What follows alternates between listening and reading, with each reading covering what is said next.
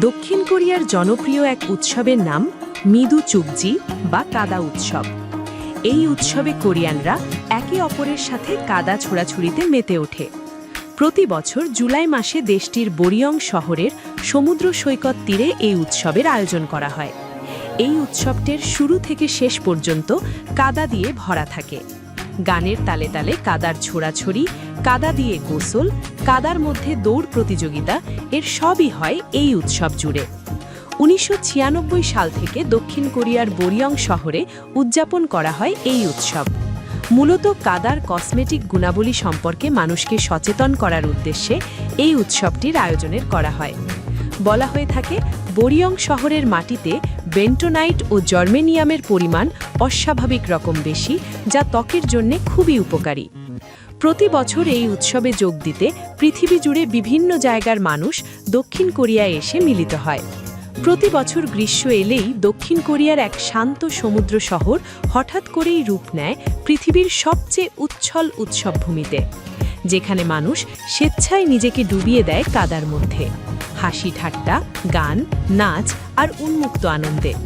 বরিয়ং শহরটি দক্ষিণ কোরিয়ার চুংচেয়ং নাম প্রদেশে সিউল থেকে প্রায় ২০০ কিলোমিটার দক্ষিণ পশ্চিমে অবস্থিত। শহরটির পাশে রয়েছে সুন্দর ডেচন বিচ, যেখানেই মূলত এই কাদা উৎসব অনুষ্ঠিত হয়। এই এলাকার কাদা বা মাড খনিজ সমৃদ্ধ, বিশেষ করে জার্মেনিয়াম, বেন্টোনাইট, নানা ধরনের মিনারেল, যা ত্বকের জন্য খুবই উপকারী বলে পরিচিত। অনেকের ধারণা কাদা উৎসব কোনো প্রাচীন ঐতিহ্য, কিন্তু বাস্তবতা ভিন্ন। ১৯৯৮ সালে প্রথমবার বরিয়ং মাড ফেস্টিভ্যাল শুরু হয়। এর পেছনে ছিল একটি বুদ্ধিদীপ্ত মার্কেটিং আইডিয়া।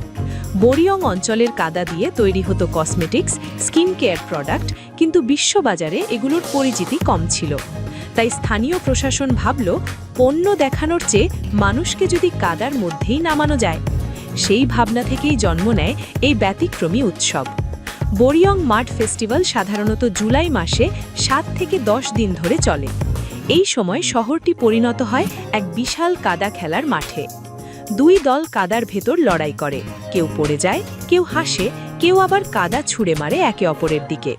এখানে কোনো বিজয়ী নেই, আছে শুধু আনন্দ।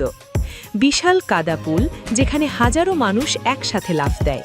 আবার আছে উঁচু মাড স্লাইড, কাদা বেয়ে পিছলে নামার সেই অনুভূতি, যা শিশু থেকে প্রাপ্তবয়স্ক সবার জন্যই এক নতুন অভিজ্ঞতা। রাতে কাদা উৎসব বদলে যায় সঙ্গীত উৎসবে।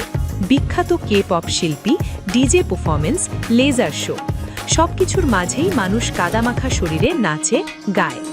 যারা একটু শান্ত অভিজ্ঞতা চান, তাদের জন্য আছে কাদা দিয়ে face pack, skin therapy, spa treatment.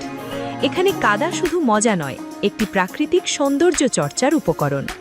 বরিয়ং মাড festival এখন আর শুধু কোরিয়ার নয়, প্রতি বছর এখানে আসে যুক্তরাষ্ট্র, ইউরোপ, দক্ষিণ পূর্ব এশিয়া, আফ্রিকা সহ ৭০টিরও বেশি দেশের পর্যটক। এই উৎসব বরিয়ং শহরের অর্থনীতিতে এনেছে বিশাল পরিবর্তন। প্রতি বছর লক্ষাধিক পর্যটক, কোটি কোটি ডলারের পর্যটন আয়। স্থানীয় হোটেল, খাবার দোকান, ব্যবসায়ীদের জন্য স্বর্ণ সময়। একটি সাধারণ কাদা পরিণত হয়েছে অর্থনৈতিক শক্তিতে। বিশাল উৎসব হলেও নিরাপত্তা অত্যন্ত কড়া। লাইফগার্ড, মেডিকেল টিম, আলাদা শাওয়ার জোন, পরিবেশ বান্ধব কাদা ব্যবহার, সবকিছুই পরিকল্পিত ও নিয়ন্ত্রিত। আজ বরিয়ং মাড ফেস্টিভ্যাল বিশ্বের সবচেয়ে বিখ্যাত কাদা উৎসব। প্রতি বছর লক্ষাধিক দেশি বিদেশি পর্যটক আসে। কোরিয়ার অন্যতম আইকনিক সামার ফেস্টিভ্যাল।